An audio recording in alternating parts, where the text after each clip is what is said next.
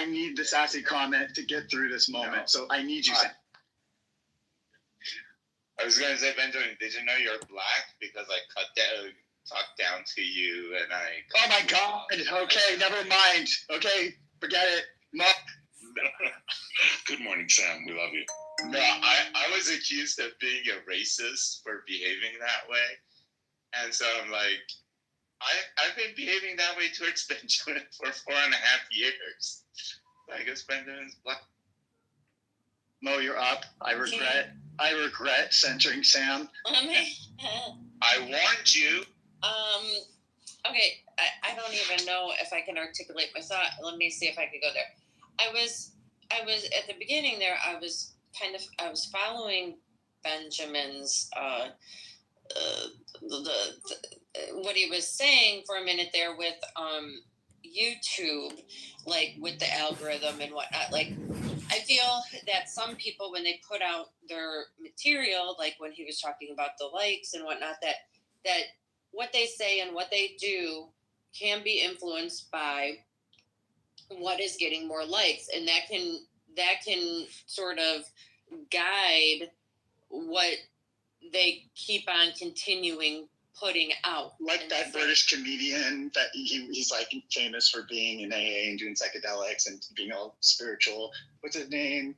Anyway, go on. But yes, I've heard that the positive reinforcement of monetizing certain views makes them amplify those views. So yes, and I mean that could go for anybody who's trying to put out content, on their pages. It's like, okay, hey, if I'm gonna put a booty shot and a bunch of people are gonna like it, I'm gonna put out more booty shots. Not that that's something I would ever do. It's just, it's just this reinforcement that people get, and I think people can get caught up in that, and yeah, like. So I just wanted to say that, when he mentioned that point, I felt like I could agree with that aspect, but that's it. And then I know Marshall wanted to answer the question. And Marshall, did you hear all the quotes or enough of the quotes? Are you familiar with his? I heard them all. My opinion. Okay, perfect. Go ahead. My opinion is still the same.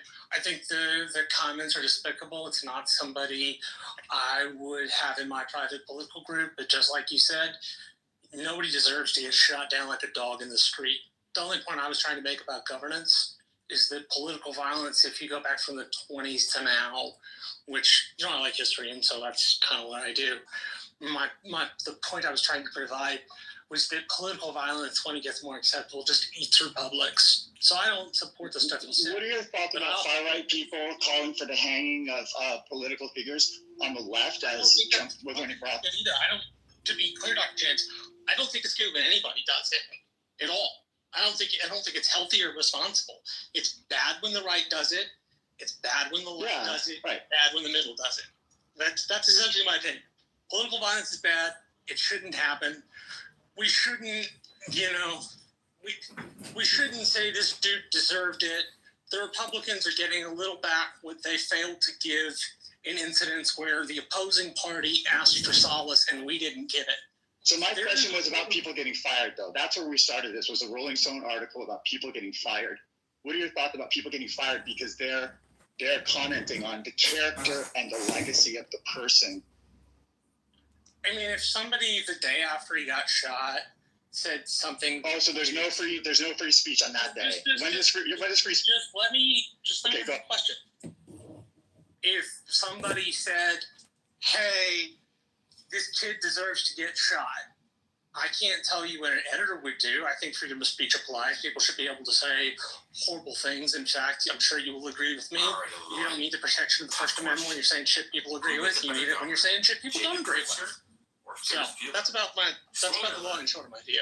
But I mean, do you think people should be fired for their jobs for essentially they were familiar with this person, the legacy of this person? Maybe they had family members that were really impacted by this person in a way that for them didn't feel very good. And then they said, well, I'm sorry for the families, but this is what I saw in the person. And yada yada yada. When people do that, I mean, do you think that I wouldn't say somebody deserves to be fired, but I'd have a serious conversation about manners. The guy got shot a day ago, and we're already doing this. I wouldn't fire the person, but I would definitely have a conversation. Like, do you really feel like this was appropriate one day after he got shot? Like, I don't feel like that shit's appropriate when the right did it with the Speaker of the I heard shit people said that I really didn't like about that. Do people kind of in the MAGA sphere, do they have good manners? Is that what it is? Is that what they bring to the table? No, it's me. I'm a person who thinks manners matter. I was raised with good manners, and so I think at least this was my experience. In the wake of him getting shot, in the 6 hours after he got initially shot, there were already people coming out going, well, he said a bunch of fucked up shit, so maybe he got what was coming. Right? Like, I wouldn't say that shit in public. I don't think it's healthy or helpful. But I wouldn't fire somebody over it. All right, thanks. I had a quick comment, James. Yeah, absolutely. The old aphorism in journalism, if it bleeds, it leads. I kind of think that that's gotten extreme, and it applies to the internet too. If it makes them go, yikes, you'll get the likes. Kind of,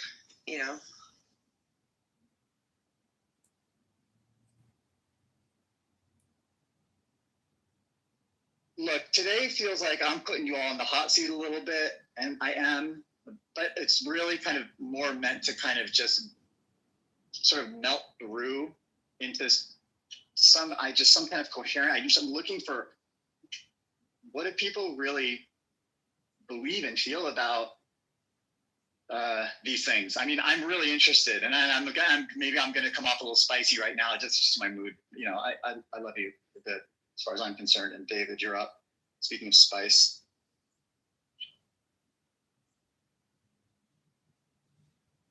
Spice. Good morning. I just don't know if you guys have talked about, they think they have the shooter in custody. Oh, really? Basically turned in by a family member. And $100,000 reward for that. I don't think they did it for that reason. But we could jump to that if you really want to. I was going to say that he lives by Zion National Park. Coincidence.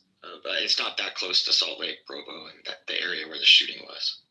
Washington, Utah. Could you unpack this more, or if you have any comments about I put a link in the GPT-5 response to the question in the chat. People can take it wherever they want to go. I don't want to infringe on their investigative journalism, but I was back channeling Chinga that it's ironic that Grok knew about the details before NPR, but that's probably where the funding in the world's going. But we've got some smart people in the room. Haven't seen Steve Cronin in a while. I'm curious how dystopian the racial profiling and Fourth Amendment vacation. Good morning, Dr. Prince.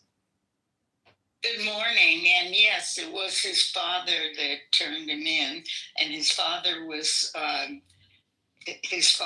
contacted by, I think, a man from the church who he knew, who told his father that it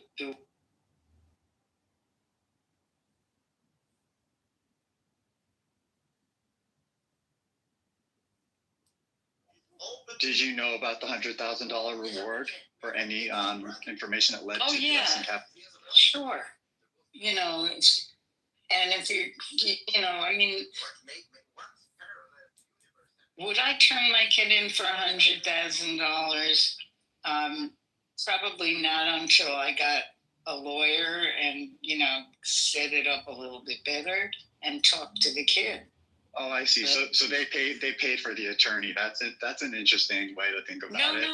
No, I'm not saying you did, but I'm saying they kind of did effectively. I don't think that Dr. James, although $100,000 is a lot of money in a lot of people's situations, I just don't think this has anything to do with the money. I don't either. I think this guy knew that his son completely unrelated to the money. I mean, they flew Charlie Kirk in Air Force 2, his body. So, I mean, if he doesn't take the money, then it wasn't about resources aren't the issue here. This is terrorism, political violence, and a manhunt that the FBI's competence wasn't they truncated all the talented people in the government. Remember, they turned the resources on Trump's political enemies, which was a lot of agents.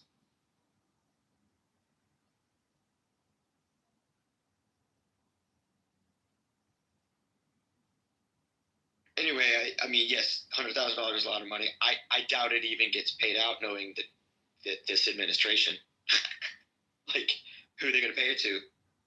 If somebody turned themselves in and didn't contact the FBI for the reward, if you don't have your paperwork in good order, you don't even get insurance coverage. So I don't think the money's the issue here.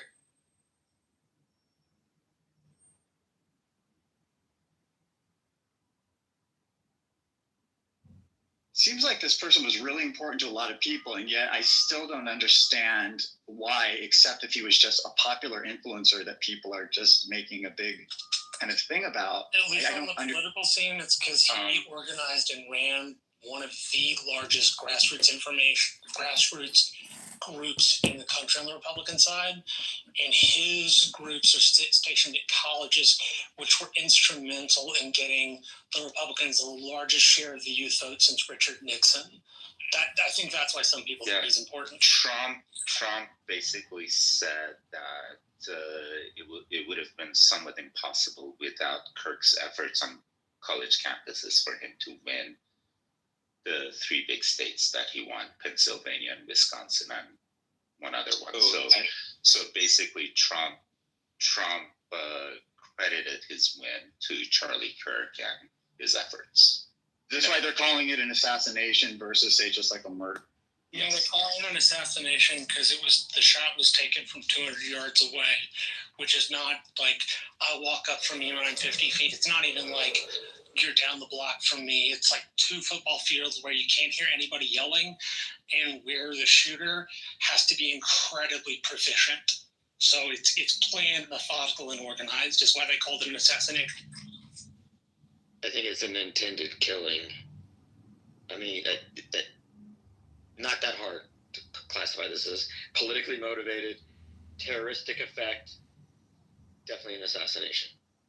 Yeah, I think I agree with David, which is pretty rare. But I also agree with Marshall, right? It was unexpected that the Republicans would capture the youth vote. It was understood the Republicans would own the old vote. But to capture the youth vote was a surprise. Now, there's one other thing Marshall didn't say, which I think might reflect his prominence, and that is that the single largest predictor of whether you vote Republican or Democrat in the last election is no longer race, but whether or not you have taken on student debt. Say that one more time. I mean, because I was a little disassociated or not listening to you until you said that last. In addition to what Marshall said, there was an unexpected shift in the politics that might be attributable to things like what Charlie Kirk does, and that was that education became a huge predictor of voting performance in 2024. Was it? I forget now. But So what if you had debt then? Oh no! Just basically, if you went to school, if you went to school, you had one particular politic, and if you didn't, you had another, and that was greatly magnified in this most recent election. Can you put your source for that? Just not that I don't believe. Oh yeah, that I can do. Because I just wanted the specifics. You said took on debt, and there's a difference between those that may have taken it on and still have it versus those that took it on and made it off. This is not really. So, no, I'm just using that. It was a premise for your conclusion. So yeah. No, it's just a basket attribute, right? Okay, Benjamin's basket. No, he's basket weaving. No, he's basket weaving. He's not willing to sort of land his point in actual ground. I just didn't know what the specifics were. I'm not trying to pick a fight. Just there's a difference between taking on debt and still having it 20 years later, 15 years. He's trying to say more educated people vote more to the left, and less educated people vote more to the right. That's what he's trying to say. Well, you could say education because Charlie could have dropped out of community college. I know. It's just how much of this education? What is he talking about? What's the debt? I like to dig into details.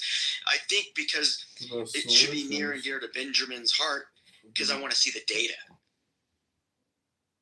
But listen, we had a good conversation, Benjamin. But if you're going to kind of do that, you're welcome. Obviously, totally welcome here. It's just people may react to it. That's fine. I think the thing that happened in the exit polls, the question asked was like whether you have a college education or not, right? And that question seemed to be more important and more predictive in this last election than it has been in the past. So you're saying by him politicking at the schools, that was how he had a real impact on I think that what he is doing is he is it doesn't matter. It's anonymous. Areas in which academia is weak. He doesn't have really a block. Amplifying those weaknesses so that people are aware of them. And I think there's more of of course, but it's a new account, so he hasn't blocked the new account. And he wouldn't know what the new account is anyways because has been in the past. Academia is no plus? longer. He does have plus. I have to view his profile, and then he would have to view who viewed him, and then figure out who I am. Is your opinion? Right. I'm saying that's a perception that Charlie Kirk has focused on. Did you hear yesterday that woman and other people losing their shit also in the Facebook chat? I was getting screenshots of the Facebook chat. They don't need Charlie Kirk. I know. And can you tell me which what weakness in academia was being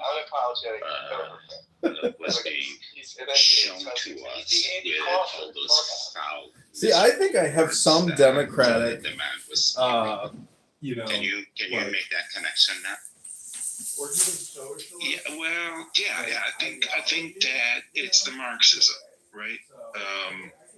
When you get to Marxism, the postmodernism, the neo-Marxism. Women should stay home, and what are you doing, having an opinion and shit like that. All that stuff that James read.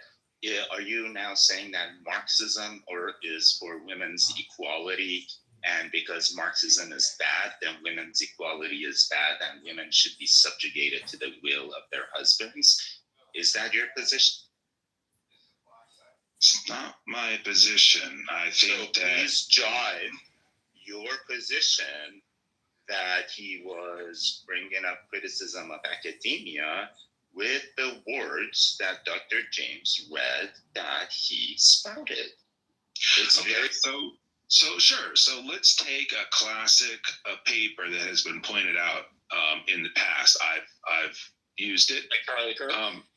There's a specific here because we're not grounding this with Charlie Kirk's views. So we're grounding them with your views. Talk about I don't want your views, Benjamin. We know that. We're familiar with you. People. What other?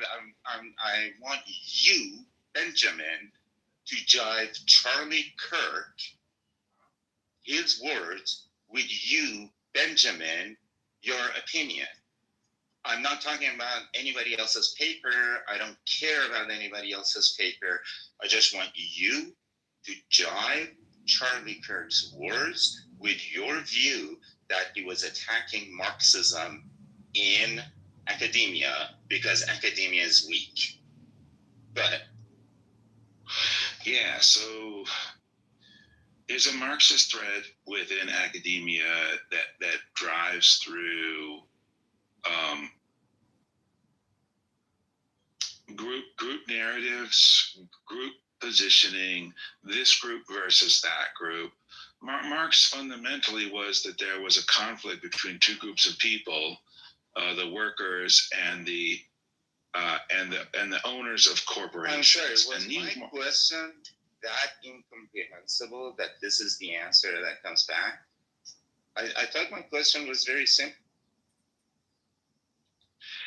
And this dialogue of pitting one group of people versus another group of people is sometimes like replicated in racial relationships, replicated in gender relationships, replicated in special gender relationships, etc., right? It becomes a this versus that, and we're not talking about so Republicans what are you and talking conservatives are Marxists because this narrative of pitting people against each other is now being done by the Republicans and Trumpists.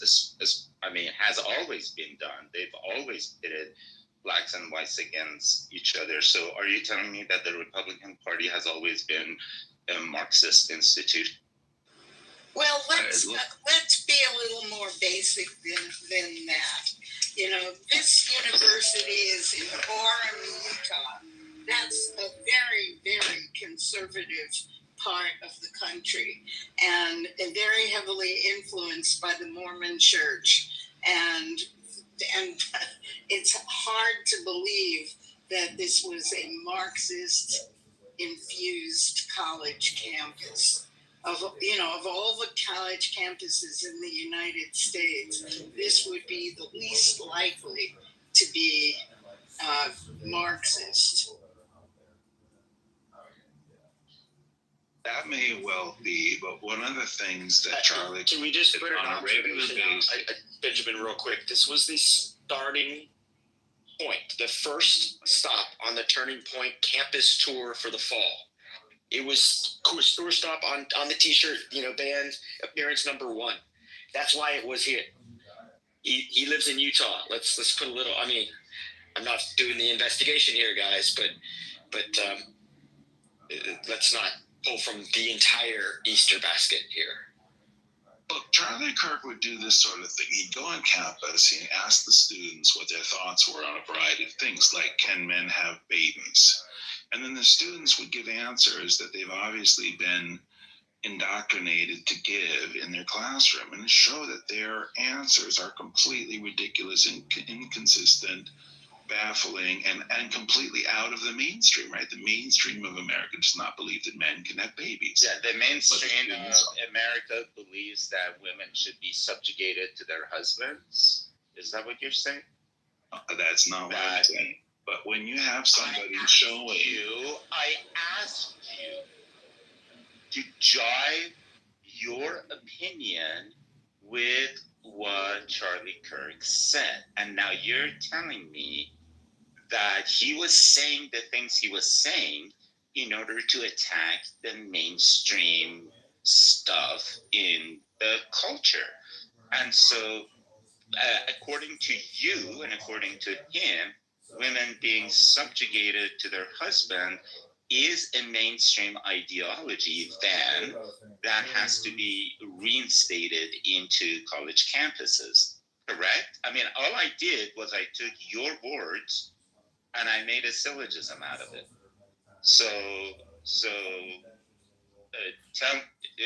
I'm going to give you another chance, Benjamin, even though I'm not a mod, but if you could tell me how you jive your opinion of Charlie Kirk. Dr. James, I was under the impression this wasn't going to be a debate room, but I feel like it's not a debate room, but we're just asking you for your opinion and or your position, and I think what Sam is doing is fair. It's just a question. It's just a question. I'm not debating you, Benjamin. I'm just asking you a question. It's not a debate. I mean, really, it's the opposite. It's curiosity. He's trying to understand where you're. You have no idea what my argument is.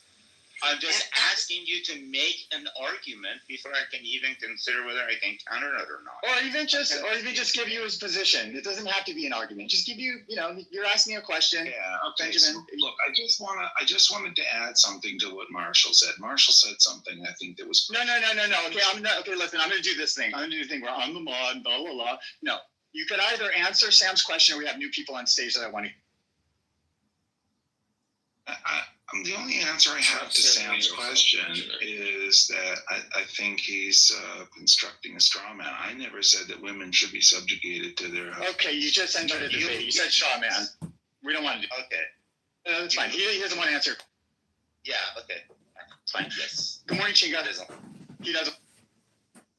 Fine. I totally respect that, Benjamin. Hey, Chinga. Good morning. How are you?